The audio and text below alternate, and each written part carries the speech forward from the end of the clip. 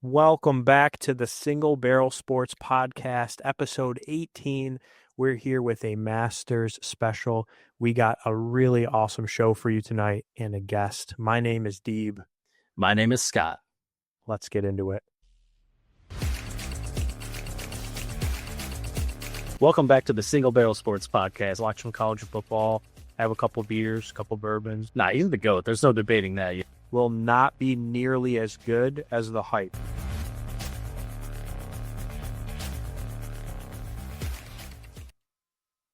Well, welcome back, everybody. This is Scott from the SBS Podcast, and we got a special guest, Blum, with us tonight. We're here to talk about a lot of stuff Masters. We do have a couple of other things we'll sprinkle in, but it is a golf week. There's a lot of reasons to be excited about the golf this week. So without further ado, Deeb, I think we just let Blum introduce himself and let's hear kind of what he's about and what his interests are. Yeah, glad to be here. It's the most exciting week in the entire year. Been circled this on my calendar for a long time. So I'm Blum. Been doing golf for a while. Started doing golf on TikTok, a daily. I play a hole a day account about 70 days ago. And right now we're in the midst of Masters week. I've been recording a hole a day every day for the Masters for the past 2 weeks now, and it'll finish on the Sunday of the Masters. So very exciting. Yeah, and that's really cool. So just to kind of highlight the channel a little bit, you've got the simulator there. You play a hole a day. And one of the things that you've been doing recently that I've really enjoyed is kind of talking a little bit about the hole, showing kind of the heat map and kind of discussing the strategy that you're trying to employ, but then also talking through how the shot went and then keeping track over time. And I think it's really cool that you're kind of simulating playing a course like this and able to kind of follow along just with small bites, like a little bit each day. So what gave you the idea to kind of do a hole a day? Where did that come from? I built a simulator last February and knew that there are some golf accounts out there on TikTok. And whenever it originally got shut down, I was like, well, let me hold off. Let me see. And then as soon as it came back on, I was like, well, I see these challenges. So I tried to see how many days it would take to get to 1,000 followers. Ended up getting 1,000 followers in 61 days. So I was pretty happy with that. And since expanded to YouTube and Instagram. But if you got a simulator in your garage and it's cold outside, you might as well go and use it. Yeah, and we live pretty close, so I think that's going to be my way to try and get a little bit more active with golf one of these days. I got to come get some swings in because my form is terrible, and my golf game is even worse than my form. Deeb kicks my ass every time that we play, and I'm sure it would be the same. But I'm always down to be humbled. But I do want to kind of give you a chance to promote these pages. So we've heard about kind of the platforms that you're on. How can people watching this follow you and kind of check out the stuff that we're talking about? Yeah, so it's on Instagram, YouTube, and TikTok. It's Blums Bay. So you see right there below my name on the screen. It's blums.bay. Really just follow along as you like, comment. I'm going to start going live here pretty soon on TikTok. So there's I got some ideas of my audience forcing me to take a mulligan, regardless if it's a good shot or a bad shot. So it's some cool things coming. But yeah, so that's where you can follow me at. Very cool. Well, that sounds really fun and really interactive. So we will also put some links to those pages in the description of this episode for anybody that's catching this on either Spotify or YouTube. But I want to ask you guys kind of a personal question. And for those who are kind of following along with the episode today, I am going to be more of a curious thinker as it relates to golf. And it's no secret that I've been kind of trying to learn golf this year for really the first time ever. But the two guys here on the episode with me know a lot more about it, and they have a lot more experience both playing and watching it. So, Deeb, I'll kick it over to you. Let's get you involved here. What got you into golf, and what does the sport of golf mean for you? Yeah, well, number one, I just wanted to say welcome, Andrew, and, thank you so much for being on the pod. I know Scott has talked a lot about you, and I was looking forward to doing this Master Special. So appreciate all that you're doing, and, have really enjoyed watching the hole a day. So I think that's a super impressive, kind of trend to start. So keep it up. In terms of what got me into golf and kind of what does it mean to me, honestly, it was my friend group in high school. I have to give them a shout out. I played various sports in high school, including things like football, basketball, track, but track always fell in the same season as golf. So I could never really play golf, but I would still try to sneak away from time to time to play golf with my friends because a lot of them were on the golf team. So that's what kind of got me into it.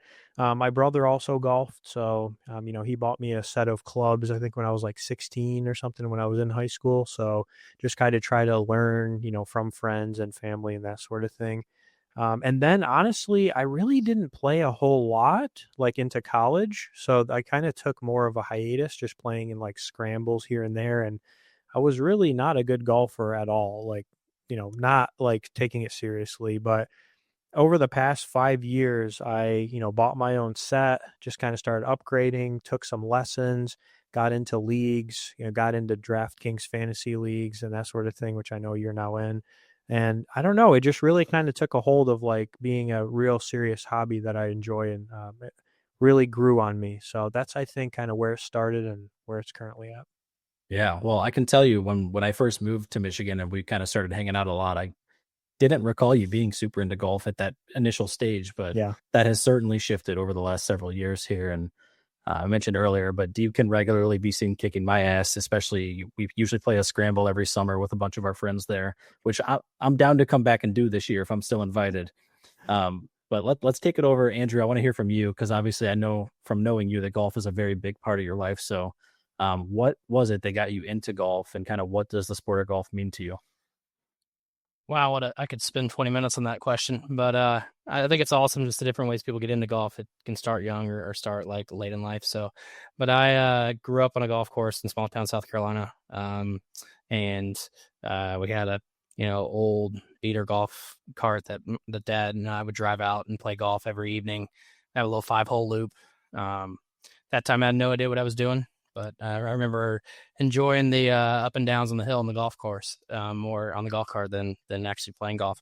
And then it just bit me. I started playing it every single evening until the sun goes down, until it gets dark. Played golf in middle school for high school team, played all the way through high school. Then I had to make the decision about playing golf collegiately with like D2 or D3 or going to be a pharmacist. So stuck with the pharmacist side, which is how I know Scott. And ever since then, just really trying to find time, which is why I have a simulator in my garage, because I don't have time to go play before the sun goes down right now. So, and then I think one of the best things about golf is it can bring together anybody. I have 2 golf trips a year. One that's more expensive for all the golfers that are a little more serious, and then one that's a lot cheaper where we just have fun the entire time. And both trips, I don't have a favorite. So it's just, that's kind of what brings me back with golf. It's always there. I love that. And I can appreciate the fancy courses, but I've also played a round of $10 golf and enjoyed that just as much. And I think golf to me is the company that you're with. And me personally, as competitive as I am, it's, can I play a single hittable ball? Because I get really upset whenever I'm the guy on the scramble whose ball never gets played. But it is a very social game. And as you mentioned, it's something that brings a lot of people together. Most people know a lot of people who play golf. It's not like this kind of foreign concept. So we're going to be golf heavy tonight, guys. It's going to be a lot of fun to talk about the Masters, this big upcoming event that means a lot to so many people in the world. And so I just want to welcome you once again to our episode. Welcome Andrew or Blum once again here. And we're just going to kind of dive in here. So, Dee, why don't you talk about our socials for those maybe seeing us for the first time, and how they can find some of our other content? Yeah, so we have a very simple website. It's singlebarrelsports.com. So if you just look at the name of the podcast, you'll be able to find all the social media platforms. Our podcast is on YouTube and Spotify. We have a video podcast. If you're on Spotify, though, you can listen to it in the audio format as well. If you think that we're doing a reasonable job and you want to help us grow, consider hitting that subscribe or that follow button. We're trying to hit 200 subscribers for YouTube. So we've set that goal for the, interim right here of trying to reach that next milestone. And, on Spotify, same thing, follow or maybe give us a rating. 5 stars would be great if you think we're worth it. But yeah, I think, generally speaking, that's where you can find us. And it's a very simple website to remember. Yeah. And if there's any content that you guys are curious about or things you want us to dive deeper in, we say this all the time, but we're pretty open to doing various types of sports or bourbon content. So let us know if there's something you guys want to see. But otherwise, we're going to keep rolling here. We got a lot of stuff to talk about. It's going to be a really fun episode. We got some history. of the event. We got some stuff talking about this particular event and the field of players. But before we get to that, I want to do what we always do in recent episodes here and dive into what we call our sports term of the week. And that term of the week is definitely going to be golf related this year. So, Dee, why don't you talk about what we've got on tap here and what is our term of the week and what does it mean? Yeah, so I wanted to make this very specific to the Masters, and it's the term of the week is Amen Corner. So, when you first hear that term, you might be like, "What am I in church?" Or what is this supposed to mean? But essentially, it is the nickname for 3 holes on the course. So it's hole number 11, which has the name White Dogwood. It's a par 4. Number 12, which has the nickname Golden Bell, which is a par 3. And hole number 13, which is nicknamed Azalea, and it's a par 5. So interestingly, I did a little bit of research to understand where did this come from, because it's like, why this term? That essentially the term Amen Corner was coined by a guy named, I don't even know who this is, Herbert Warren Wind. Apparently he was a legendary golf writer, but I've never heard of him. So that's, that's on me. But he coined the term in Sports Illustrated in 1958 and borrowed the phrase from a jazz tune that was called Shouting in That Amen Corner, because that's what happened. It was like a pivotal action that happened when Arnold Palmer had a dramatic Masters win that year. So that's where the term comes from. And I know, Andrew, you probably know a little bit more about Amen Corner in the 3 holes. So do you have anything to add about our term of the week? Yeah, so it's definitely the most popular 3-hole stretch in all of golf. You'll notice real quick whenever the Sunday coverage gets on that those are the 3 holes that kind of make and break the tournament. That if someone's going to win the Masters, they do well in those 3 holes, and if someone's going to lose tragically, they do terrible in those 3 holes. And then it's hanging on from the end there. When you look at the 3 holes overall, it's 2 really hard holes, and then the par 5, number 13, is definitely a gettable hole, which can make a big difference if you mess up the first 2. So, now I have a question as someone that, like I said, learning golf right now. Is it common for specific holes to have names, or is this kind of a novelty for the Masters, or for, I guess, Augusta is the course, right? Right. So for this, yeah. So each hole is named after a different flower, or a tree that's on property. Right. So azalea, obviously very popular. White dogwood, they're everywhere in Georgia. And for each hole, there is that flower or that tree somewhere on the hole. Oh, okay. That's really cool. Okay. I would have never known that.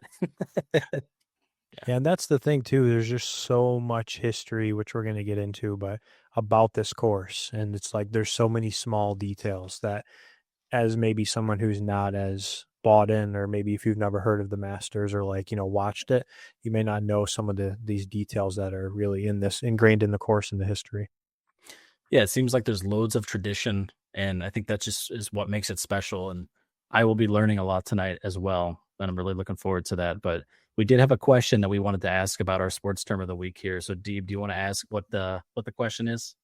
Yeah, so I know this is not something people would maybe be able to do very easily, but would you rather play Amen Corner in person, or would you rather watch it be played live if you could be at the event? So curious to hear what people's thoughts are. Andrew, what are your thoughts on that? Has to play it. Yeah. If you play Amen Corner once, you get to tell every single person in your entire life on a golf course that you got to play that golf course. So, yeah, that'd be a legendary story.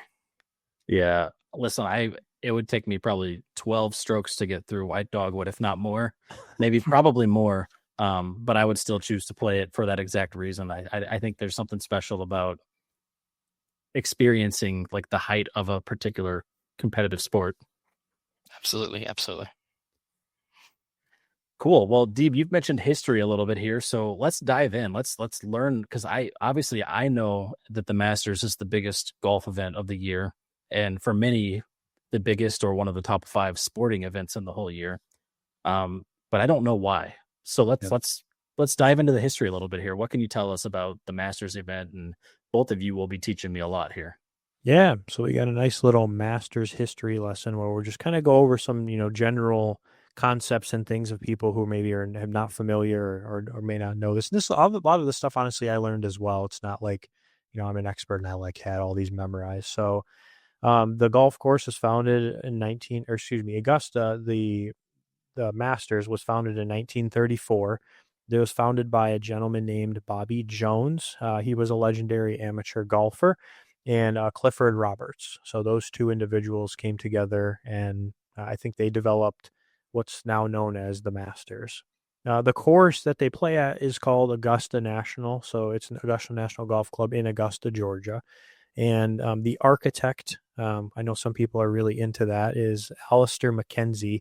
And apparently he designed it with Bobby Jones. So they kind of tag teamed the design of it. Why does it matter? Why is the Masters such a big deal? And why is playing at Augusta, so interesting? Well, one of the key reasons is that the Masters is always played at Augusta. So it has always been played at this course. So it's the consistency and that tradition. So the other majors that happen in the PGA Tour, they will rotate courses. So they're not always they may be played at the same course eventually, but it's not the same exact course every single year. And so this is really the one that's, there and consistent every single year. So the other interesting part, which is super iconic, is the green jacket. So, that's really what you'll see as like the major icon of when you win the Masters, you get what's called the green jacket. That was actually started in 1949 by Sam Snead. He was the very first winner to receive a green jacket. And so he's kind of, tagged as like the first green jacket guy, right? And so if you look up pictures and stuff, I don't know if maybe they have pictures of him, but maybe I don't know if they were in color or not. You'd have to. I don't know if 1949 they probably had color by then. But anyways, basically what the green jacket is it's a symbol. It means that you are part of one of golf's most executive clubs. You've won basically pretty much like the Super Bowl of golf. Essentially, is how they deem it. And you're a Masters champion. You're going to go down in history with all the other people who have won the Masters.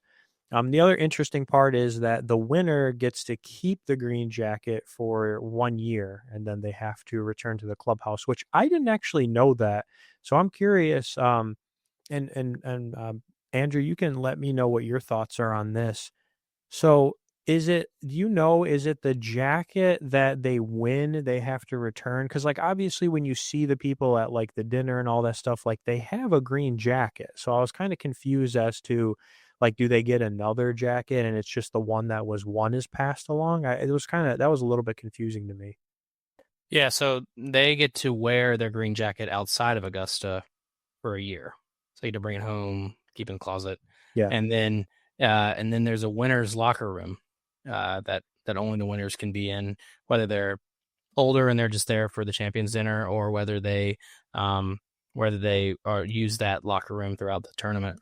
So they're allowed to wear it anytime that they're on premise. So if they go back and visit, or if you'll commonly see after Sunday when the winner's going up towards the clubhouse, you'll see a bunch of other players wearing green jackets, and that's previous winners. And it's their jacket. Of course, they probably will change the size as they get larger over time, whenever they get older, I'm sure. But then everyone else who's wearing a green jacket that you see are members. So members are allowed to wear green jackets too. And then one other thing with the green jacket is that there's a green jacket ceremony that's done, and the previous champion puts on the new green jacket for the new player. So, that's really cool. Yeah. Yeah. What will happen this year if Scotty wins 2 years in a row? I believe the president of the Masters will put it on him, so he's not going to put the jacket on himself. They'll have a drone put it on him or something. Yeah. That would be kind of funny. Well, the other thing that's really interesting about Augusta and the Masters is there's just so many historic moments that have happened, right? And I mean, from like Jack Nicklaus winning when he was 46 years old to the very first time Tiger won in 97, which was like a shock. It was like he was kind of up and coming. Of course, the more recent Tiger win in 2019, where it's like everyone was counting him out. He got hurt. There was no way. There's just so many historic moments that were either have happened or have been broadcasted and have just had like amazing moments that have been captured via broadcast. So What would you say is your favorite or maybe most iconic historic moment that either you've seen personally or that you've read or, maybe seen like highlights of? Yeah, to me, it has to be 2019 with Tiger Woods coming back and winning. After all of the tumultuous times he's had, after the many years of being off of golf, for whatever reason, and then coming back to win that, was it was nice to see Tiger. He wasn't dominant, but to win again. Because I used to not be a fan of Tiger because he'd win every single time. Yeah. But then once he went through all of his hard times, then I was the biggest Tiger fan ever. But yeah, so that's huge to me. And then the Greg Norman loss, where he had a 6-stroke lead, and ended up losing by 5 by the end of Sunday. So 11-stroke difference between him and Nick Faldo. That's just brutal. But that's why there's never a lead that's safe. Besides like Tiger Woods, who won by, whenever he was young at 21 years old, he won by, I don't even know, a lot. Yeah. Yep. Yeah. The Tiger one is super iconic. And it's weird because he went from being like the best player in the sport to now then in like a underdog story, right? And I feel like that's where people were rooting for him. Like he is no longer the, arguably he was no longer the top guy at that time. And it was like he's gone through so much. And it was really like that underdog story, which I feel like people relate to and or root for. So I got to also, I'm repping the Sunday red for the, Nice. I know he's not playing because he's hurt, but I had to rep it for the golf tonight. Nice. Well, and I was going to mention that as someone who has been so casual over the years, obviously there are names that you recognize, and I think we all probably recognize Tiger as probably the greatest of all time in golf. I know our intro video is me saying, "Oh, he's definitely the GOAT." But it is a shame, because you don't know how much longer you have of getting to watch Tiger Woods play golf. And so to hear that he won't be playing this year, I think he had an Achilles injury, right? Was that what it was? It's a horrible injury to have. And he had an April Fool's joke. I don't know if you guys saw that, where he said something about that he was going to be playing. And just it's really tough to let go of the greats. So it's really tough to see them not able to perform at events like this when they're still able to at least somewhat compete. I know he's very much an underdog these days. Yeah, definitely. A couple other quick things, some records. So who holds the most wins for Masters victories? It's actually Jack Nicklaus at 6. So, that's another one, Scott, that gets thrown out there as arguably the greatest of all time. So I think some people would put Tiger as actually second, just kind of depending on, wins and majors and all this. So those are the people who discredit LeBron James's success and only look at championships. Well, I think Jack has, 3 more majors, right? Was that Andrew? 3 more. I think he's at 18 major wins, and Tiger has 15. And yeah, there's a lot of statistics we could get into, but the youngest player to ever win it is actually Tiger Woods. He was 21. I thought it was Jordan Spieth, but I did look this up to fact check. The Spieth was also 21, but it was like, I think Tiger was like a couple months younger if you like break down the dates. So he was the youngest to win it. The lowest score ever, -20, which is crazy. If you see what the final score usually is, was Dustin Johnson in 2020. No fans, COVID year, kind of a weird experience there too. So, and then the most consecutive wins goes to Nick Faldo and Tiger Woods, who have won it back to back. So they believe they're the only 2 players that have won back to back Masters. Can I ask a question that was not something on my radar? Yeah. But what does that do to you to win a championship like that with such a dominant score in a year where there's just no one there, right? Like no crowd, no aura, no big celebration. Like, do you feel like do you think that takes away from the accomplishment and how, like, obviously it's not the same. Does it significantly alter that feeling of accomplishment, or does it really not matter at the end of the day? I don't think it does. This is the one tournament that the patrons, or the fans, should we go by patrons, are important, but they're not as important to any other tournament, just because the Masters is available everywhere for free, actually, through their app. So I don't think it takes too much away from it. I think it was just an oddity that it happened to be that was the lowest score. Dustin Johnson was also a very long hitter, which long hitters, if they hit it straight, have a very big advantage on this course. Main word is if they hit it straight. And that's really the reason why. And there was no wind the entire tournament. It was flat, no wind at all. Compared to most times at the Masters, you have at least one round where the average score is over par. There wasn't for that tournament. Well, at least if there was no wind, then there probably wasn't a whole lot of contact exposure with COVID-19 going on there.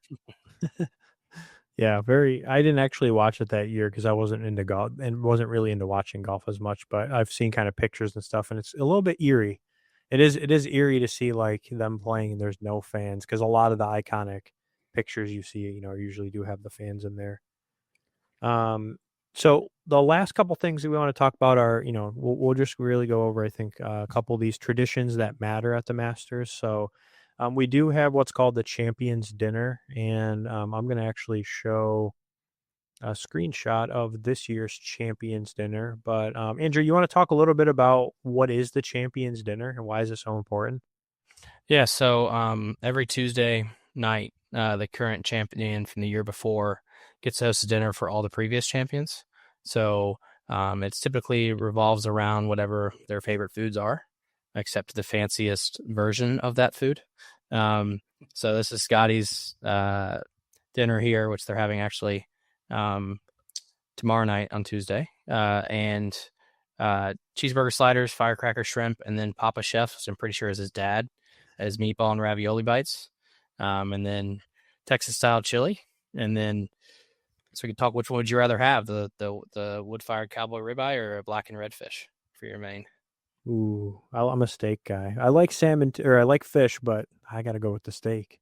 Yeah, I think living on the coast now, the seafood is better than I used to live in the Midwest, where it didn't really come from anywhere locally sourced. But steak all day for me. I'm going with the ribeye as well. Yeah, as would I. Fish is always great, and I'm sure it's the best fish possible there, but I'd rather have the best steak possible, I think. And then the best thing on the entire meal, warm chocolate chip skillet cookie. Just a nice skillet with a cookie inside. Ooh. I mean, you can't beat that. Yeah, that sounds amazing. But the champions dinners had some issues in the past because it was whenever LIV and PGA split. It was the first time that the PGA and LIV golfers came back together. And there were claims that Phil was going to climb over the table and fight the PGA guys and all this crazy stuff because Jack was big time against LIV at that time. And there were some stories, but nothing really came out. So it can be pretty interesting. Yeah.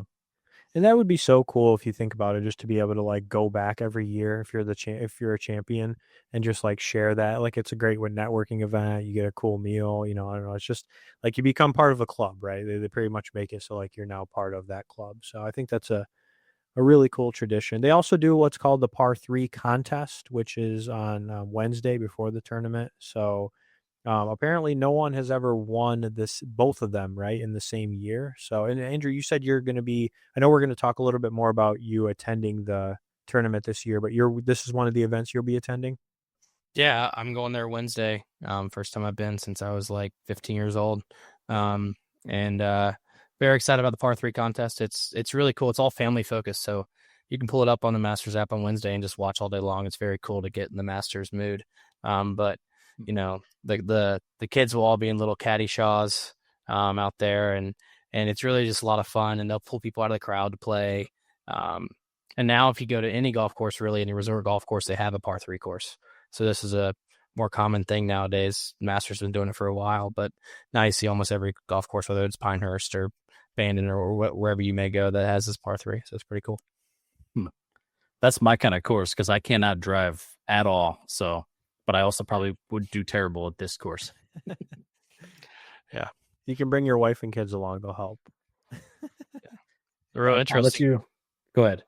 The real interesting part is sometimes for people who are getting real serious about the tournament, they really think they can win, then they will intentionally just hit the ball in the water over and over again in the last hole just to make sure they don't lose. Or some of them will even skip the par 3. If they don't have family, they'll just skip it and go do their practice round all day Wednesday. So it's kind of interesting. Yeah. They're worried about the stigma, right, of winning both, so they just lose on purpose in the par 3. Absolutely. It's like the Madden cover curse or whatever. Oh yeah, that's right. The last part was the Thursday starters. So Andrew, you want to talk about what that is? Yeah, so I'm not sure how long it's been going on for, but It used to be Arnold Palmer, Jack Nicklaus, and Gary Player. Thursday morning, as soon as the sun rises, so like 6:30, 7 a.m. They'll tee off on the front tees at number one and just hit a drive into the fairway, and they'll announce them as previous champions. And since Arnold's passed away, Arnold's now been replaced with Tom Watson, who's also a very, very historical, great golfer. And it's people will just surround the tee box like 1,000 people just to see a old man hit a club about 150 yards and hopefully make it to the fairway. But it is awesome. Yeah. And it's crazy because like someday that's going to be like Tiger and Phil, like a couple of these other like legendary golfers that are going to be replacing those guys, I'm sure, in the next however many years. But absolutely. We'll do a real quick overview of what what it looks like for this year, and then we're going to get into some guest show and tell. So, and you're going to be able to tell us about your trip coming to the Masters before we talk about the field and kind of give our thoughts. But total purse for the year, $20 million. The winner, $3.6 million. I know, Scott, we kind of talked about, last year or last week it was the week before it was Minwoo who won like 1.7 million. And you're like, man, imagine if you had one really great week at work and you just won 1.7, you got paid $1.7 million. And I was like, yeah, well, now this is double, right? So this is where like the money comes in for the majors and the signature events and et cetera, bigger pots. So we got 95 players in the field. It was 96, but I think I saw that Vijay Singh withdrew, if I'm not mistaken. So cut down to 95 so far. Top 50 players and ties after 36 holes make the cut. So pretty typical. They have a cut. A couple notable things. Wait, can I just back you up for? Yeah, I know what a cut is, but can you explain what a cut is, just in case other people don't? Because it's something I kind of learned just this year. Yeah, so basically it's after after 36 holes are played, they will look at it's pretty much like an aggregate. So they'll look at like all of the scores that are on the scoreboard, and they will take, I think, is it the top 50, Andrew, that they do? I know maybe each one's a little bit different, but I believe for this one it's the top 50. So it's about like a halfway cut. They'll take the top 50 scores and they will they'll define a cut line, and anybody who's below that will not make and will not play Saturday and Sunday for the championship. That's correct. Yeah. So it's top 50 in ties. And then a typical cut at any golf tournament will then represent if you make money or not. So if you get cut, you don't make any money. If you make it past Thursday and Friday, make it to the weekend, then you make money. So my boy Tom Kim recently has been broke partying on the weekends because every time I choose him for fantasy golf, he doesn't make the cut. Yes. Mm-hmm. And basically, yes. He might have some TGL money though. So fair enough. That might be helping him. The notable course changes for this year. So there was actually a pretty major thing with Hurricane Helene that happened in September.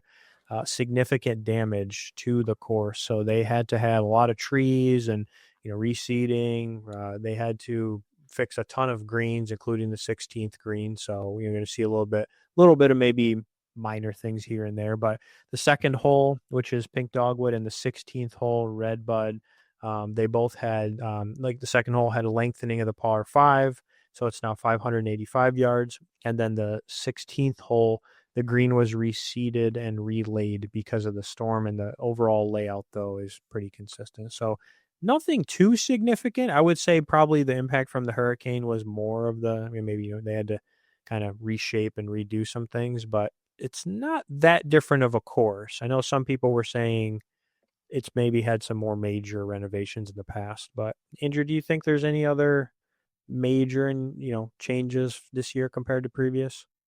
No, not many major changes. They always do them very small. So they're very not noticeable.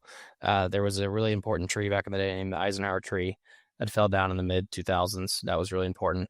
But they actually had over 1,000 trees fall from Helene on property. So my parents lived down in Aiken near there, and my dad's golf course lost like 400. So he was there. My dad was there today, and he said it's pretty noticeable. If you've been to Augusta before, you probably won't be able to tell it on TV quite as much unless they highlight it. But there's a really important drive called Magnolia Lane, which is in front of the clubhouse. You'll see it all over coverage. And there are a bunch of oak trees that were in between those that fell down. So it may look a little thinner there too. But other than that, the making the second hole longer that's the second time they've done that. They did it in 2019 as well, because it's a very eagleable hole. Actually had a double eagle back in the day in 2000s, but Louis Oosthuizen, only one ever in history of the Masters. So they really try to make that one a little harder, which backing it up even 10 or 15 yards, which is what I think they did, makes a big difference. Yeah, that's some good insider info about the trees, right? You got someone there who's seen it and can give the info. Yeah. So the last thing we had was just a community question. So, what piece of Masters history were you maybe not aware of or was new to you? Make sure to drop a comment and let us know what your thoughts were. Or there's something that you learned today. Please let us know. But now we get the awesome opportunity. And Scott, I'm going to let you take this next segment of the guest show and tell to talk to Andrew about him going to the Masters this week.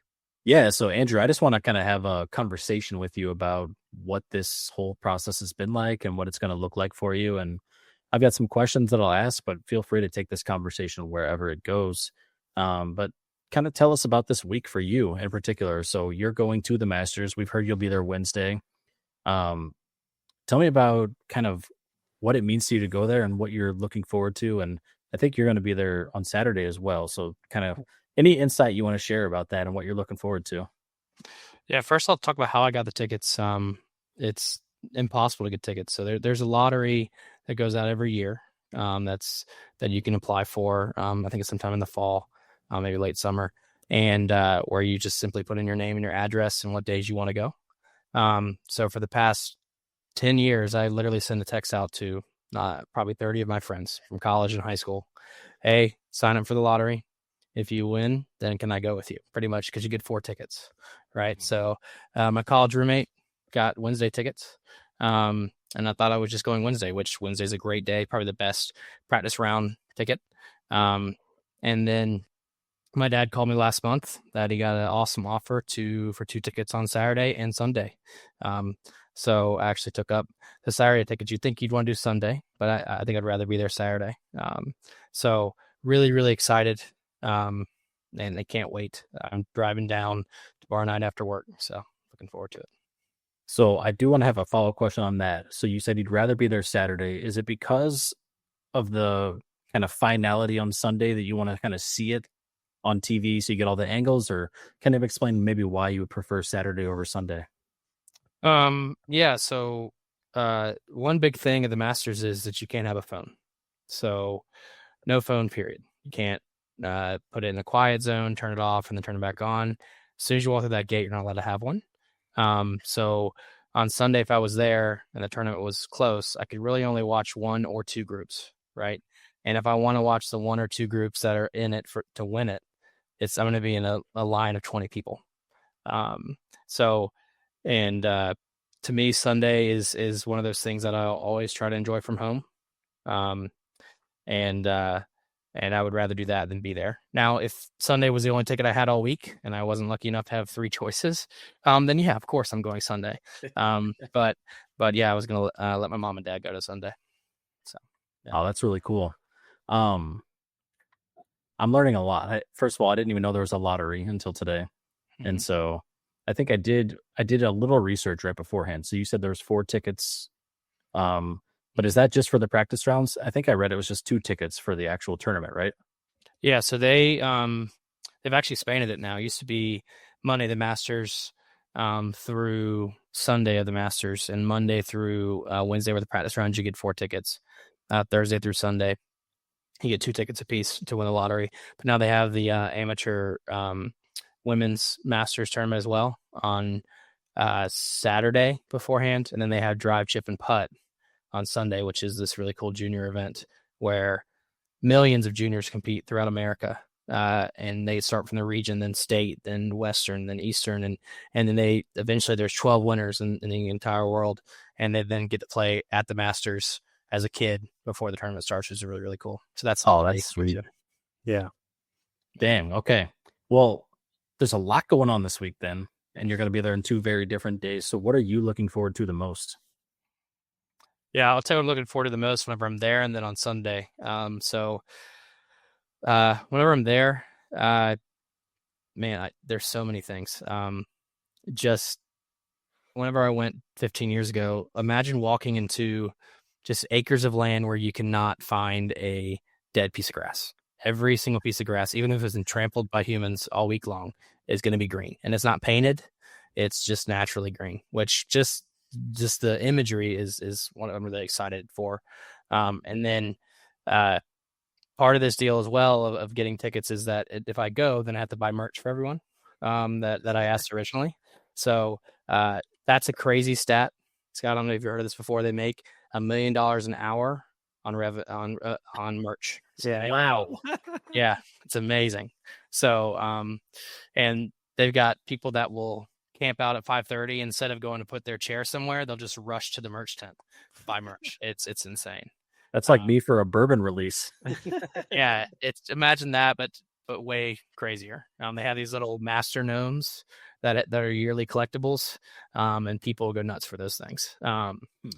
Yeah, and then I'm also just looking forward to the food. The food has always been, it's cheap. It's like $2 a sandwich, $1 a drink. And they make these really cool little green Masters cups to green because if it falls on the ground, they don't want to see a white cup, or so everything is covered in green. So that's exciting too. That's really cool. It sounds just like a lot of tradition and a lot of, I don't want to say expectation, but there's a high standard to maintain kind of the aesthetic of that course then. Yeah. And then Sunday, I my favorite part, and I want y'all to pay attention this year on Sunday, is once the winner makes the final putt on 18. Hopefully there's not a playoff for this example, but once they make that final putt on 18, the walk from the green to the clubhouse is one of the coolest things you'll ever see an athlete do. So it's always the same exact, they'll hug their caddy, give the big celebration on the green. Then they'll first go to their wife, then children, then friends, then college roommates, essentially. And then their walk up the hill, you'll see an athlete who has realized that he has won the greatest event that he's been trying to win for 30 years. And like Tiger in 2019, typically Jim Nantz and the coverage will be talking about it. And it's really cool to go back and look at, they have like behind the scenes, and Jim Nantz told everybody to shut up. Don't say one word. We just need to watch this man, the greatest of all time in the sport, potentially be the greatest. And it's gets you almost really emotional to see that athlete experience that, because typically in sporting events, other sporting events, is a whole team, right? Everybody gets together, you're celebrating together. And you'll see the athlete have that moment with their family, and then it'll set in with themselves of what they just did, which is really, really cool. Yeah, that sounds really special. That's awesome. Yeah. I highly recommend that as well. That's something that I wasn't keen to like the first couple times I watched it, but then the last couple years I was like, dude, this is like a movie. It's like epic. Yeah. I'm a softie for those kinds of scenes. That's the kind of stuff that makes me tear up, and I'm not afraid to admit that. So I'll pay attention this year for sure. Yep. Absolutely. Cool. Well, I know there's some stuff we've already kind of discussed, but I did have one more question I want to ask. So out of the field of players this weekend, if there was one person that you could meet and or get an autograph from, which golfer would it be? Great question. Well, autographs are tough. They're impossible on Friday through Sunday. I don't think they even offer autographs necessarily, unless for children sometimes. But a couple of years ago, it would have been Jim Furyk. Was my favorite golfer, but he won't be playing anymore. Obviously because he's too old. Now, my favorite is Keegan Bradley, and that could be because of the Netflix show. Just pulls at your heartstrings for him. But I'm also a huge New England sports fan, and he's a huge New England sports fan. And I would love to get his signature and just say hey and ask about the Red Sox. Yeah. Hell yeah. I do want to stop you guys here because you mentioned this Netflix show to me, and we can be brief here, but I asked you guys how to learn more about golf, and I've been doing the Fantasy Daily, and that's been really cool. But you guys have mentioned, both of you have mentioned this Netflix show. So tell me a little bit about this. Dee, maybe you go first, and then I'll have Andrew fill in any blanks. Yeah, so it's full swing, and they have a couple seasons out, and there was actually the newer season was just released in February, but it's basically like it's like I don't even know if I'd call it a documentary, but I guess you could call it that. They follow around different golfers on each episode, so you get to like know them a little bit more personally. So it'll show you like their family, some of the behind the scenes, but it also like tells the story of what happened the previous season. So you're like there, and the team is like in the locker room, and you'll get all these like different stories and things that were unfolding behind the scenes, and it kind of follows a timeline of what had happened in major, like points of the season. So I think it's a really cool way to, number one, just get to know the golfers, but also just to understand like what happened the previous season. Yeah. That kind of speaks to me with some of the stuff that I feel like in fantasy football, for example, where I have like almost a personal bias towards specific people that I feel like I know more about and that I like their character. Yeah. But yeah, that's really cool. I'll have to check that out, and hopefully some other people learn something about that, because I had never heard of that. I don't think it ever shows up on the For You section, because we watch too much reality TV in this household. Yeah. It's actually the first season was when the LIV and PGA split. So, and they happened to follow some LIV golfers. Yep. And you get to see a really cool story with Brooks Koepka, to maybe understand why he didn't want to go to LIV, which is very interesting to see. Yeah. Cool. Well, I'm going to leave that as a cliffhanger, because I want to watch that with no spoilers. Yeah, definitely. Let's talk about the field this week. I just asked you who you wanted to meet. But Deeb, I'll hand it back over to you, and let's talk about the field and who's playing, maybe who is highlighted as potential winners, or just take it away. Yeah, so this is our field breakdown. So we're going to try to kind of go through, maybe talk about a couple different players, different scenarios, what we think could happen, what maybe surprises, storylines, etc. So the first I want to start with is who we think are maybe the top contenders, who are the serious. And I know this is so hard to break down, because anyone can be a contender at Augusta. But I think the names for me initially that come to mind would be obviously Scotty. He's won twice here in the past couple of years. A lot of people are looking at Rory, his form. He's been playing really well. He's worked on his swing. He's won a few times. Is the consistency there? It's the last major he would need to complete what's called basically like the Grand Slam, right? He's going to win all. Can he do it and win every single major? And he'd be one of very few that would have done that in history. And then we have other people in here like, Colin Morikawa, who has played very well and always finished basically in top 10 or maybe even top 5. We have Xander, who won 2 majors last year, coming off of an injury, hasn't been playing so well this year, but historically has. John Rahm, who went over to LIV and won the year in between Scotty. Just so many different names. So maybe, Andrew, let's start with Scotty and Rory. What are your thoughts on those two? And, what are you thinking right now in terms of, are they really the top 2 contenders this year? Yeah, I think everyone has opinion on this. And I think Scotty has the least amount of distractions he's ever had to win the Masters versus, being in jail or having a child in previous majors. And even last year, whenever he won, he was going to have a child within the next week. And he even said if it was on a Sunday, he would leave the tournament and just go experience having his first child, which is wild. But he's in form right now, as always. He had a little bit of a slower start at the beginning of the year with his putter, but it's gotten a lot better. And that's always been, if he can putt, the man will win. So I still believe that through and through, because he's always one of the best iron players. And you'll hear that a lot whenever we talk today. It is about how important iron play is in the Masters. You've got to be precise on these greens. So if you don't hit the center of the green, or if you hit a little bit left of your target, it'll come all the way back off the green, and then pretty much you're guaranteed bogey. So I think Scotty's still the favorite. And last year, whenever he won, it was one of, like, going into Sunday, it was like, man, I kind of don't want him to win. I want to see something different. And then he just dominated. So I don't know, Deeb, if you have a different opinion on that with Scotty. It's so weird because you're right. He almost, in a weird way, like you would think the most pressure would be on him, but it's almost like he has this weird, like, no pressure situation.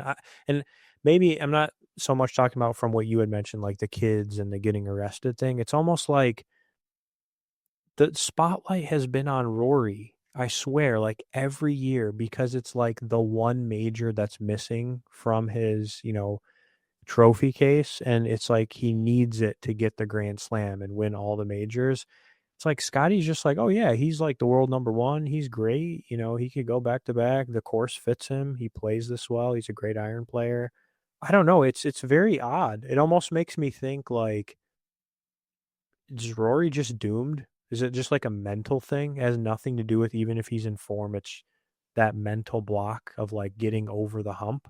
Like, what do you think about Rory, right? Because he's playing well. I mean, everything points right now that he should contend. Yeah, he's had an amazing year. Won at Pebble Beach, won at Sawgrass barely, and had to go to playoff to win that one. Some may say that might have been almost a choke by him to have to go to the playoff. Yeah. But and it's not even that he just hasn't won a Masters. He hasn't won a major in a very long time. Yeah. I think I heard the stat the other day that the time between majors whenever Tiger won 2019 from before that is now shorter than how long it's been since Rory has won his last one. So, yeah, because when you think about it, 8 years ago, Rory was supposed to be the next Tiger Woods in terms of number of majors, right? And he's won other tournaments. He's really good at winning in Dubai for some reason. He's really good at winning whenever there's not much pressure. Yeah. But then if you look at the U.S. Open at Pinehurst, I mean, he missed 2 5-foot putts. One of them on 18 is a very tough putt, but the putt on 15 he should have made that every day of the week. Yep. So, and that happened also 2 weeks ago when they were I can't remember where it was, in Texas or Florida, but he had a putt on 18 to probably make an extra $1 million, and he missed it. That was a 6-footer. So it's happening a lot recently. So, but the other thing is, out of the 10 times that he's played in the Masters, 7 times he has had top 10. So he is always there. He just never can close. So if Rory wins, though, do you think that puts him, like, where does he rank then historically? Is he now in the top 5? Like, where do you think he goes if he wins and gets the Grand Slam? I think he'd be right on the border of top 5. The problem is Scotty now getting in that factor, right? Oh. So I don't think he's quite top 5 yet. Top 10 for sure. But yeah, it would be pretty close for sure. So we mentioned a couple other names. We have, like Morikawa, Xander, Rahm, Bryson, out of those people, some of them have won, like Rahm. Some of them have played really well here. I mean, do you think that there's anybody out of that group that sticks out to you, or anybody kind of that you would put as a top contender that I have not mentioned? Would you agree with that those people are top contenders, or would you remove some of those names that I just mentioned? Yeah, I mean, I think any of those names can win it. It would take a pretty good feat for them to win. Morikawa specifically has played really, really well. He played well at Arnold Palmer's course in Florida. Arnold Palmer Invitational. Bay Hill. There it is. He played well there. But same thing with him. He doesn't have that many wins, and he's been in the majors before. I think he's won 1 U.S. Open whenever he was younger. But it's the same thing with him. His putter matters a lot. He's the best iron player, far above everyone at the PGA for the past 5 years, which is why he'll be there. The problem is the LIV players. We haven't seen them, right? We don't know how Rahm, Koepka, Bryson are going to play. I think Bryson is very boom or bust. We'll know after Thursday if he's going to be there Sunday or not. Because if he can drive around that course like past everyone else besides Rory, he can dominate that course just like he did at Pinehurst. One you didn't mention is Oberg. So, I mean, that man was, like 21, 20 years old last year. Yeah. And after the front nine, he had a very good chance of winning it until Scotty took over. And, I mean, maybe I have some TGL bias because I watched all those as well. He's an absolute stud on TGL. And I think he can win it for sure. Yeah. Yeah.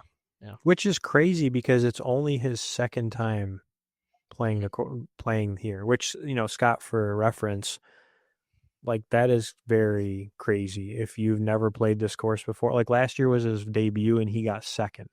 Yeah, I remember hearing about him because we talked about him like the first week we talked golf.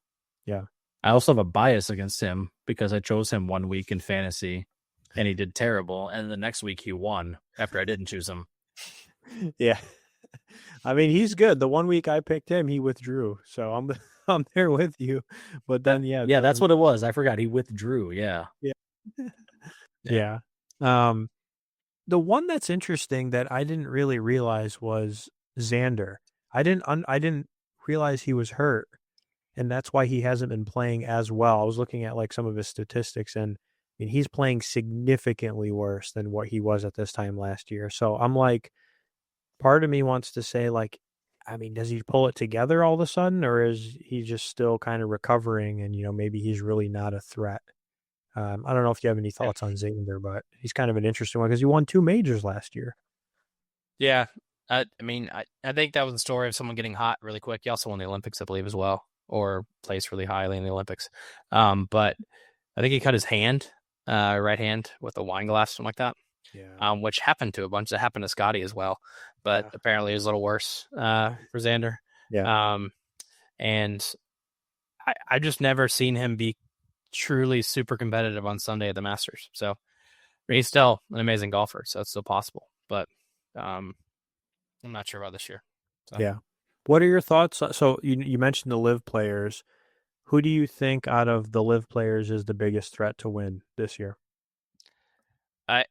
Kind of crazy to say because I think last year was like the year where everyone thought a LIV player could win, because everybody was in form and playing really well. I think they're actually more informed this year than they were last year, which is pretty wild because Neiman has been playing really, really well. Yeah. Now that's the problem. We don't know if he's playing well on the LIV Tour because it's the LIV Tour and he's not competing against Scotty and Rory and everyone else. Yep. And then I have a little YouTube bias because Phil Mickelson has a YouTube channel, golf channel, deep into YouTube golf. But he's like did kind of like the TB12 method this year and has like lost a bunch of weight, focused super hard, and I will not be shocked if he's top 20. And then there's rumors about Sergio Garcia all of a sudden playing out of his mind. So I heard that. And I didn't even bring up Rahm or Koepka or Cam Smith. So I mean, I don't know who I think's the best this year. I think it's going to be DeChambeau probably because it always is on the past 2 majors. And I think distance matters a lot, as always. Yeah. I think he's probably he's proven to be a little bit more consistent in the majors over the past 2 years, at least. Like when Brooks went off the 1 year, I was super surprised. I know he's good. Like has a history in majors, but I was not expecting him to be playing that well that 1 year. I was like, this guy took a gummy or something. Like what is he playing out of his mind? Like it just literally, I promise you, I was like, there's no way this guy is about to win this. He just came out of left field. I was like, I was just shocked. But the one random sleeper is Phil Mickelson because he finished second like a couple of years ago. And that was another one where I was like, how did he get second? Yeah. Like he's in his 50s, right? Yes. There will be a player that every single year, especially going into the cut. So after Friday, there'll be an old guy who will play out of his mind. Like Tom Watson, who I talked about earlier as a legendary starter. He was like in his late 50s and was top 10 after Friday 5 or 6 years ago because they know the course, especially if it gets a little bit windy there. It's not going to be quite as hot this week as usual either. And the older guys do just know where to hit it and know every single putt on that golf course, and they can play well. Yeah. So what about emerging talents, right? We got a lot of young guys who either maybe are not as they've played here, but maybe it's their first, second, third. They haven't played here a ton, right? We have I know we mentioned Aberg, Wyndham Clark, Thigala, Minwoo Lee. I think he's making splash with some of the stuff he's been doing. Akshay Batia. There's a lot of younger emerging talent that could again come up and maybe be somebody to win this. But out of that group, is there anybody that sticks out to you or you think is top 5, maybe even potentially in the running to win? Great question.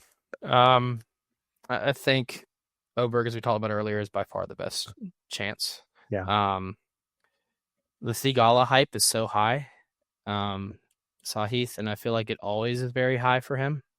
And he hasn't proved it on a Sunday or not even really a Saturday in the major yet. Yeah. I would not be surprised if he's there though. He has an amazing caddy too. That may be some bias from the Netflix series. And then Akshay Batia is also very interesting to me. He's actually a Raleigh guy, so from around where I am. He's like the thinnest golfer I've ever met in my life, but he's a very small guy, but he has a lot of power. Yeah. I was bet him do really well at Pinehurst because he played it a lot as a junior, being in the area. But I would not be surprised if he plays pretty well too. Yeah, he's been one that has been on the rise, definitely. I mean, I picked him randomly one time in fantasy golf last year, and he won. It was like the Mexico Open or something. And I was like, who is this guy? Like, it was one that I kept seeing on social media, and ever since then, he's been playing a lot better. I don't know. I mean, Wyndham Clark's interesting to me. Obviously, he won a major. I think it was last year or the year before. He won a major, but then it's like, I don't know. Like, he's very streaky. I still haven't gotten the trust that he's, one of the top golfers. I mean, he's always like up there, rankings and stuff, but I'm like, I don't know. Like, what are your thoughts on him? Do you think he's capable of winning Augusta?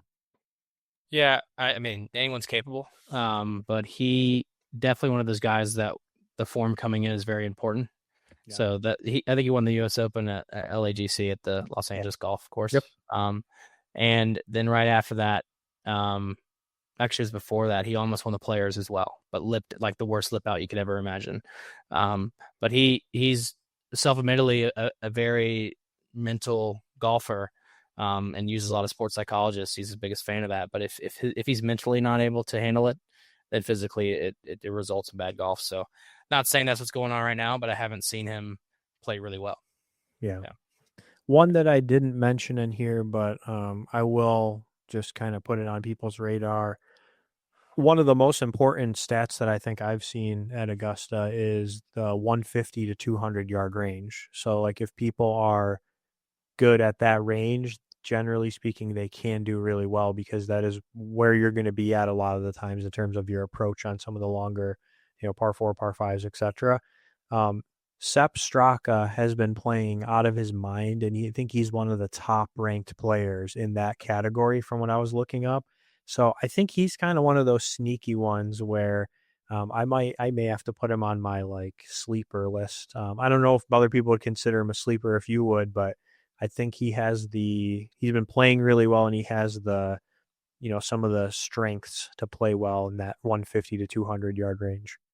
Yeah, it's a great call. I think for the avid PGA fan, he's not a name that's foreign, but it's definitely a name that I've had to learn recently just because of how well he's playing.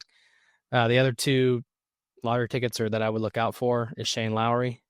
Yep. So he's an excellent iron player, which is very, very important. And you'll see a lot of people putting money on him just because of how good he is from that 150 to 200 yards out. And then the other I would really look out for too is Hideki Matsuyama. I mean, has the history. He won. That was one of the cool celebrations too, where he bowed to the flag. It was really cool. His caddy did. But yeah, he's an amazing iron player. And if he gets his driver figured out, then watch out. So what about some question marks? We have Hovland, Cantlay, Fitzpatrick, Finau. Zalatoris was hurt. Spieth, he misses the cut 1 year. He gets in the top 5 next year. And Justin Thomas. Out of that kind of grouping of players, anybody sticking out to you as like, actually, I think, maybe they have a shot, or they seem like, they have a reasonable chance this year? all those names you said, I would put as a decent chance. I would say JT is probably the best chance. He's been really informed lately. Yeah. The problem is he hasn't been able to put 4 good rounds together. I mean, he broke the record at the Players with the lowest round ever, but then he shot at like 81 the round before. So he was, very ice hot and cold. And then Hovland just won as well, like 2 weeks ago, I believe, or 2 or 3 weeks ago. And he always plays well in the Masters. That's probably if I would have him making the cut in top 20, no doubt.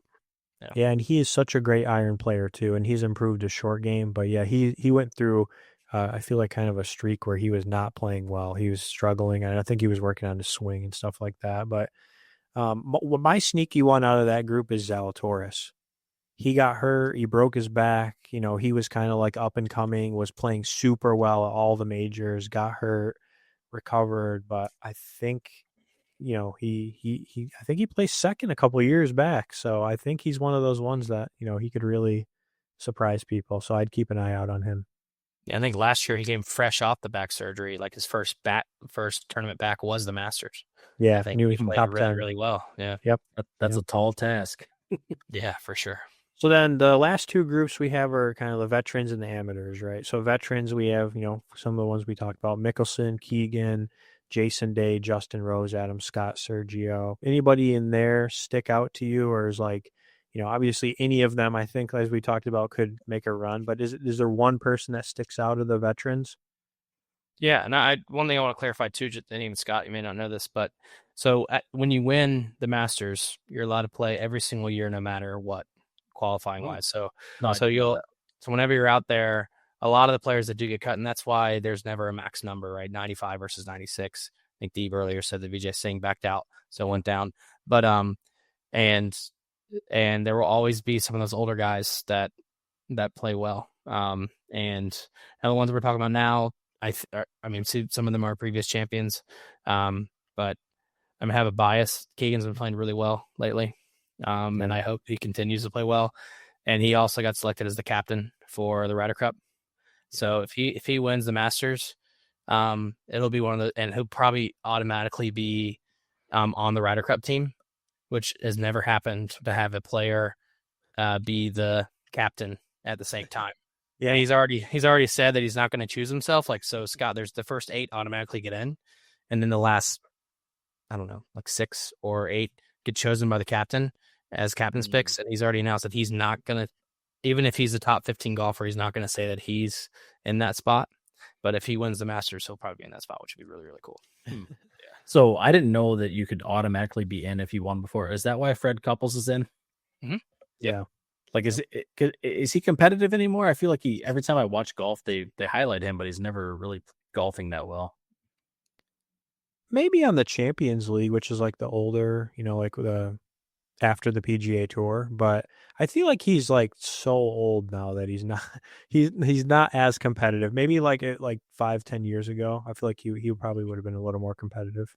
He's lost his distance. Like a lot of older guys on the Champions Tour won't lose their distance for a while, but I think he's lost it. But he still has the most buttery, smooth swing. If you ever learn how to swing, you gotta look his up. It's just beautiful.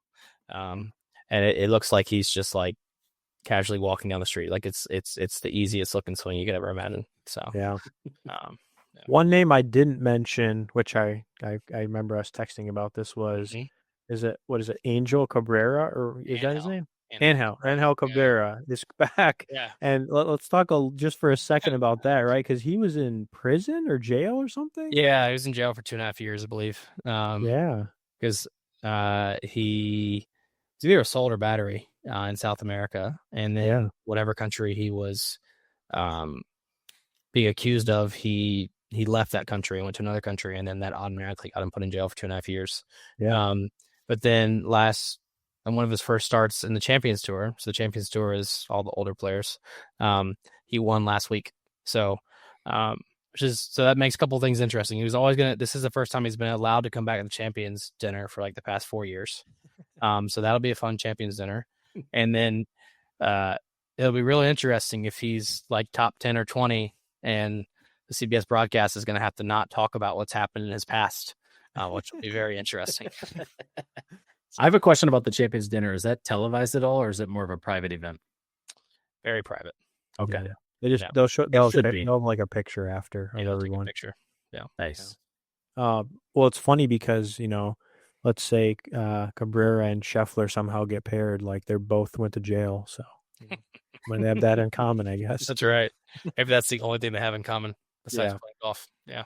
And then of the amateurs, a couple notable ones. We have, I think his name is Jose Barrio, Evan Beck, Justin Hastings, Noah Kent, and Hiroshi Tai. Anything stick out there? I know kind of, not maybe as well known as some, but it's always cool to also see the amateurs make this and be able to play and, get like last year. I know I think it was his name Shipley. He got paired with Tiger Woods on the final day, and he was like, Awesome. he was still in college. So he was like, dude, I'm living in a dorm room and I just played with Tiger Woods. Yeah. Yeah. I really don't know, honestly. I'm not that deep into it. I always notice that the SEC golfers or the ACC golfers are really, really good. Yeah. And Noah Kent went to Florida, or is at Florida currently. Yeah. But nothing would, anything. It would surprise me if one of them made a cut. It doesn't happen very often when one makes a cut.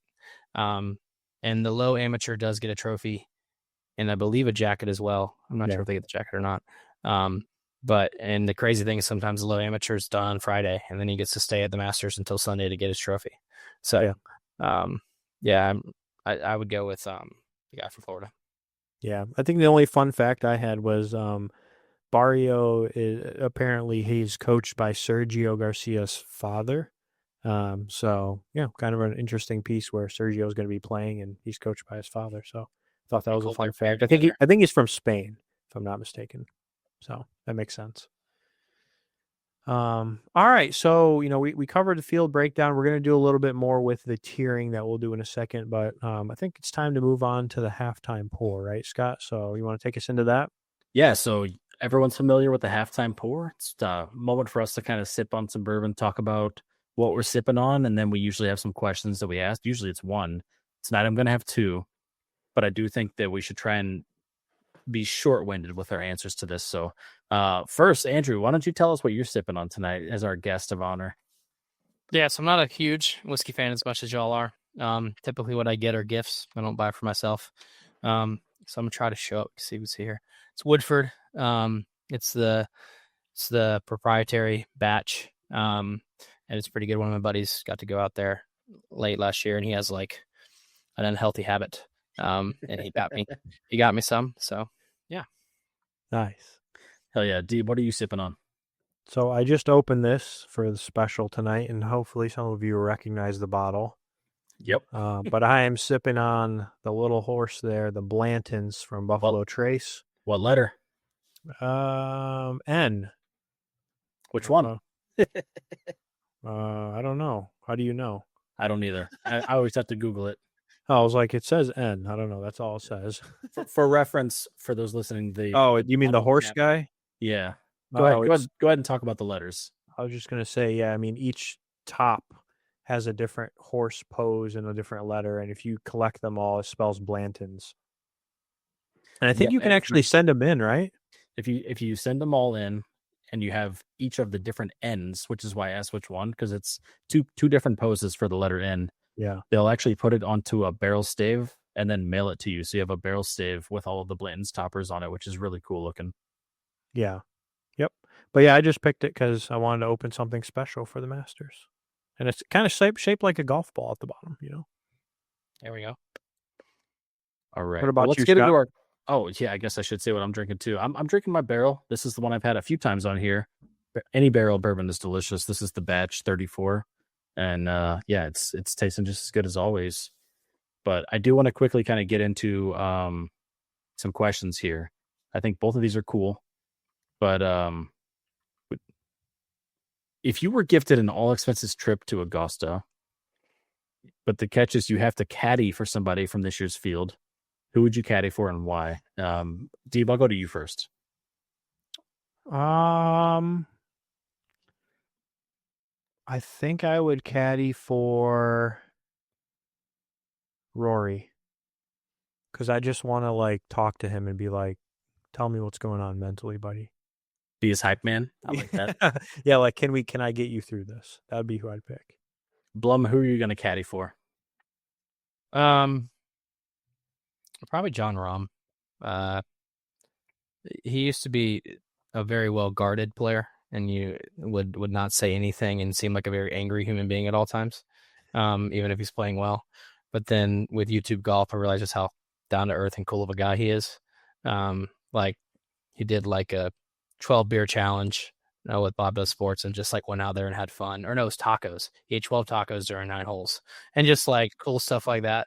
And maybe, although the problem with that is he operates in meters. So you got to think about that as a caddy.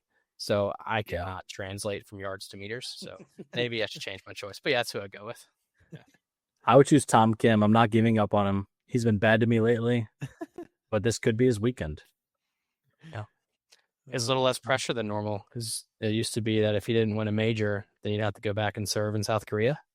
So last year was a big deal whenever he lost, but since he won an Olympic medal, he's good. So I did not realize that. That's actually a really cool story. Yeah. Cool. Well, I'm going to pivot on you guys. This is going to be a huge pivot here. Something very big happened this weekend. Yesterday on Sunday. Alexander Ovechkin broke the all-time career goal-scoring record. He broke Wayne Gretzky's record. They were tied at 894. On Sunday, he scored the only goal his team scored in a loss, and it was a huge celebration. They rolled out carpets on the ice in the middle of the second period. They just stopped the game. They had people come down, like Wayne Gretzky, and other people came down onto the ice. A huge ceremony.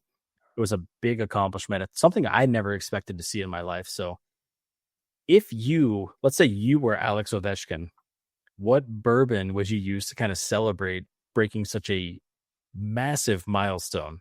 Deep, go ahead.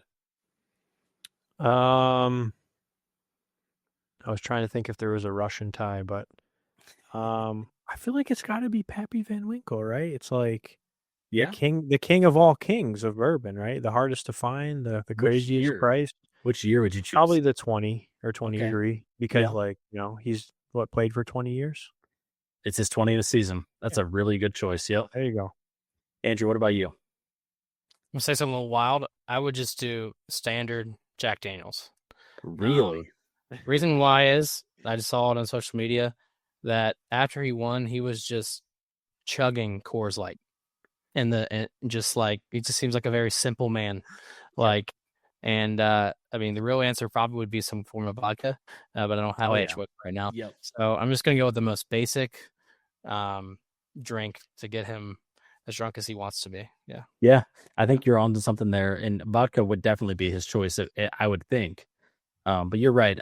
The man, his pregame ritual is eating hot Cheetos. So it's not like a big deal to him he's not a fancy guy.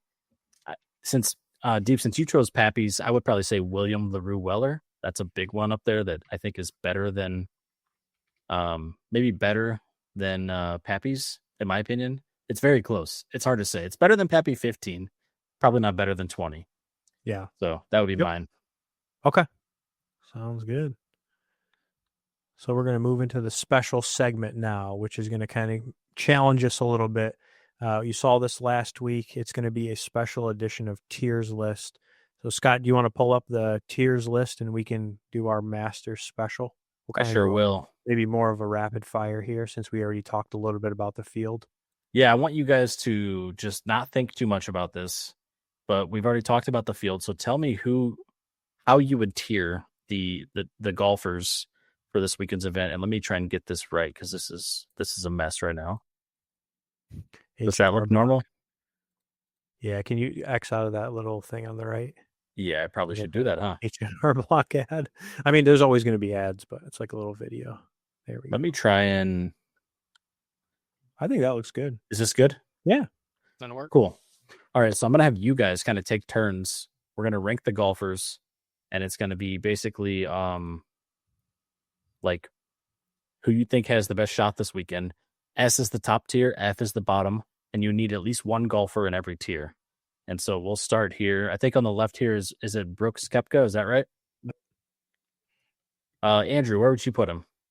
A. That's where I put him, I think.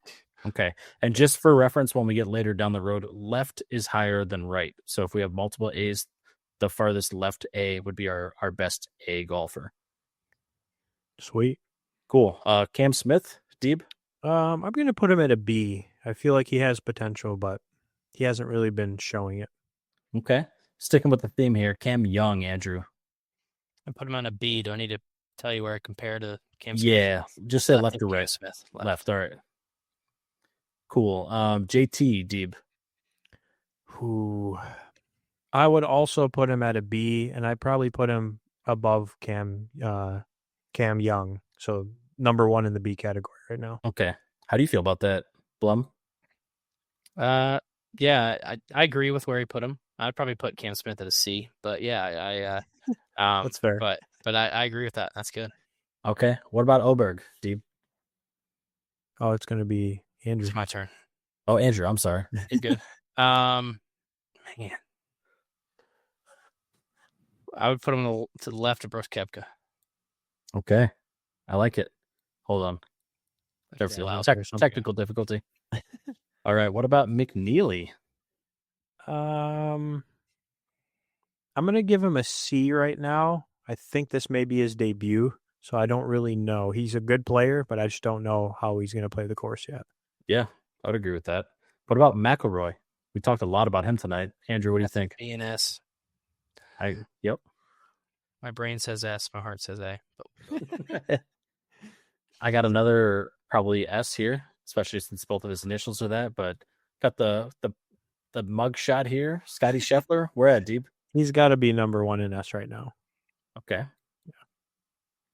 I don't disagree. What about Sepp Straka, Andrew? I do see a problem. I don't know any of these golfers coming up being an F, but I will put him the far left of B. Far left B. And then I'm going to pause you guys here. If none of the upcoming golfers are going to be F, I will allow you guys to discuss moving a current golfer on the screen down to F. I would. My answer would be. I feel like it's going to be Cam Smith.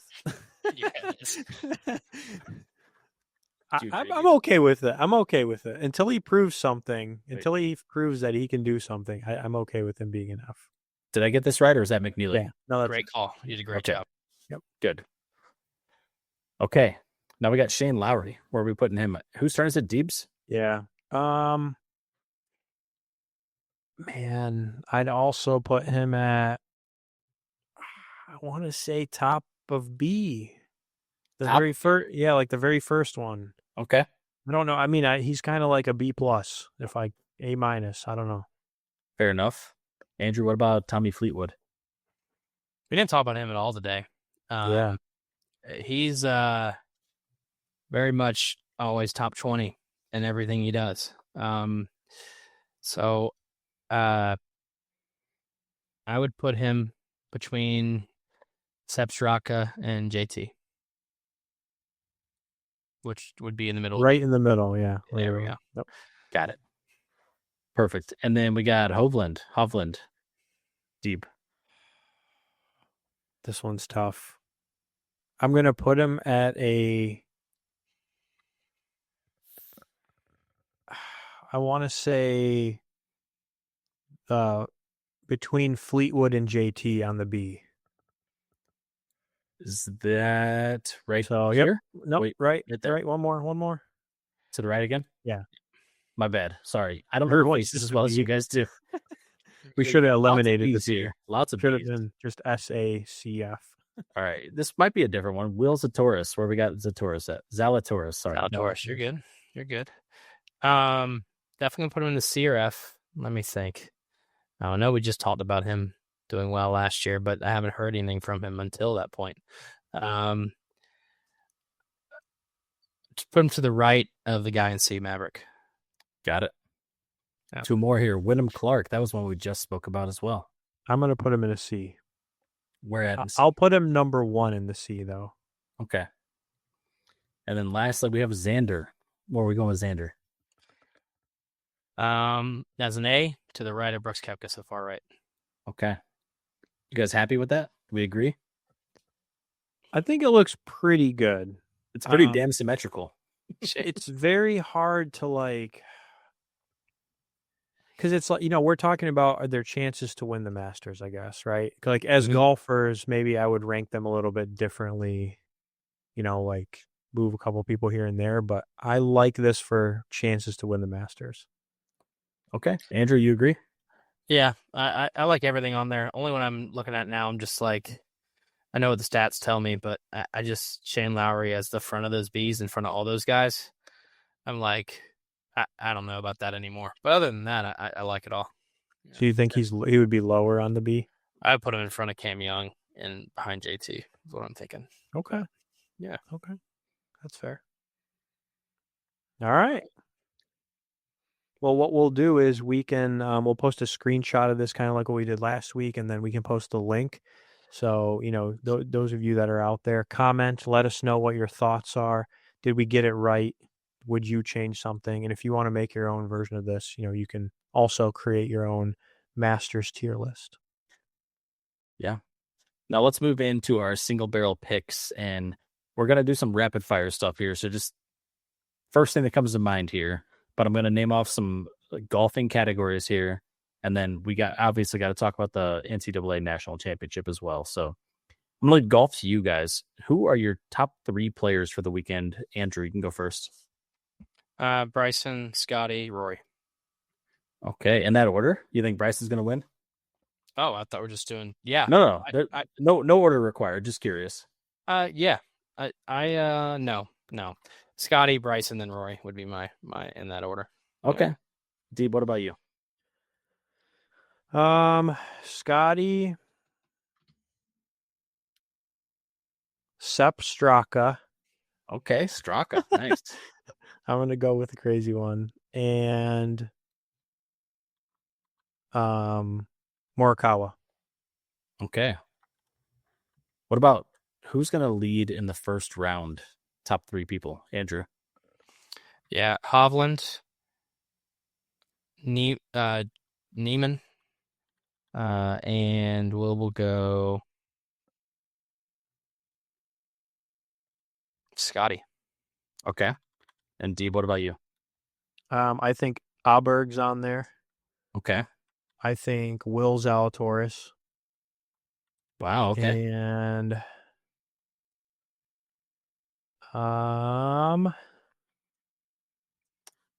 Keegan Bradley. I don't know.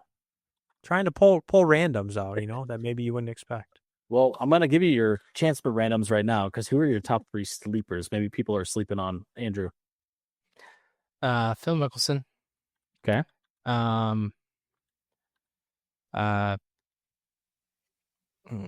Sergio. And then Harmon, who just won last week. Okay. Nice. Deeb, what about you? No one ever thinks about him, but he's amazing. So. Yeah, you're right. You're right. I don't hear his name a lot. Mine would be Corey Connors, Patrick Reed,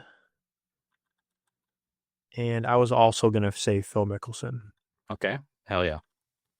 And then lastly, top 3 duds. Who's going to suck this week? Andrew. Let me rephrase this. Who are people expecting to be good that won't be good? Rory McIlroy. Okay. Very controversial to start with. John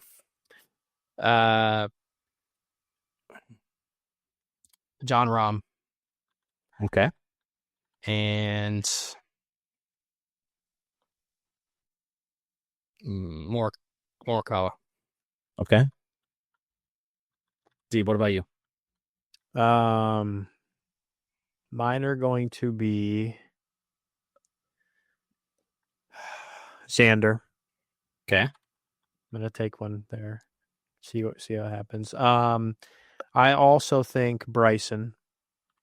Really? Okay. Good. And Patrick Cantlay.